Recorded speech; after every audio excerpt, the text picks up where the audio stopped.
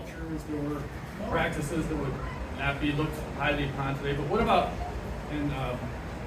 where does the Quran come out on polygamy and even harems in the ancient days? Polygamy, okay? Yes. Alright, very good. Alright, so the question is, what does Islam say, what does the Quran says about polygamy?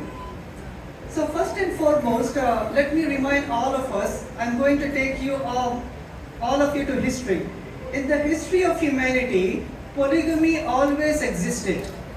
Unrestricted polygamy existed in all the cultures, in all the face of the past.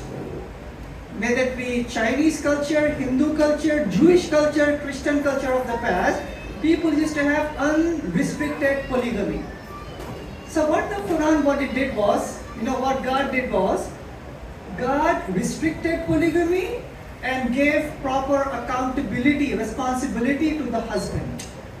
Before that, unrestricted polygamy, men used to take advantage, discard women, just have intimacy, discard them. No responsibility. Islam gave to give them 100% responsibility and limiting the number of wives. So the chapter of the Quran, chapter number 4, verse number 3 says that marry 2, 3, up to 4. But if you cannot do justice, marry only one. Right? But you may be thinking, what? But why 2, 3 or 4? Because there may be some times in history that suppose if there is a war going on, right? In the war, many males can be killed, so there is more women than men.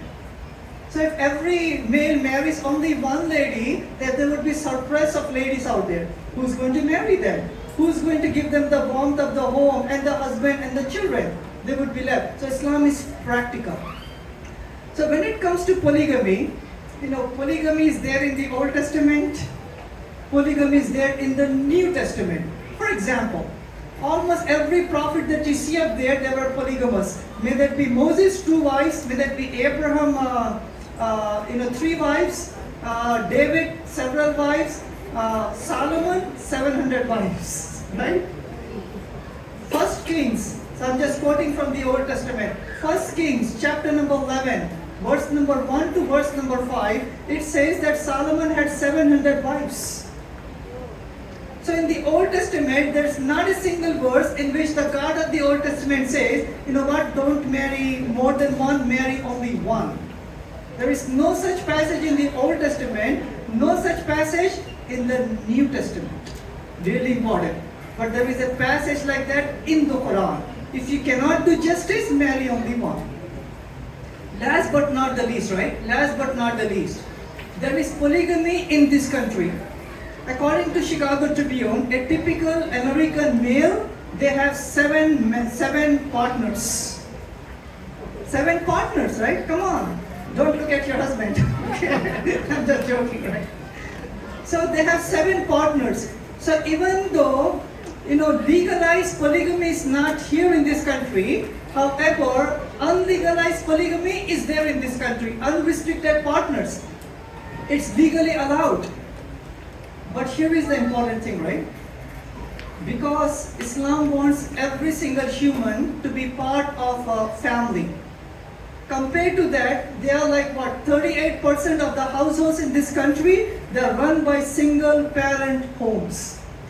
The solution that Islam provides here is that every single family should have a male figure. Yes, female figure also as mothers, but male figure is so important. If the male figure is not there, unfortunately, then the vicious cycle continues. So according to psychologists, in any family, right, overall I would say, with some exceptions, in any family in which there is only one parent, there are more chances that the child is going to, there's a higher chances the child is going to get dropped out from high school. Higher chances that they will be involved in drugs and gangs. There's a higher chance that they will have lower IQ. There's a higher chance that they will be unemployed. So the vicious cycle continues. Islamic solution is this, that do not objectify women as, whatever. Do not have intimacy and leave the women alone. Islam says that if you want to be intimate with the person, marry that person and have 100% responsibility. So polygamy is actually in favor of women. It protects women.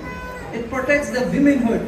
It protects the children. It protects the family, and it protects the society.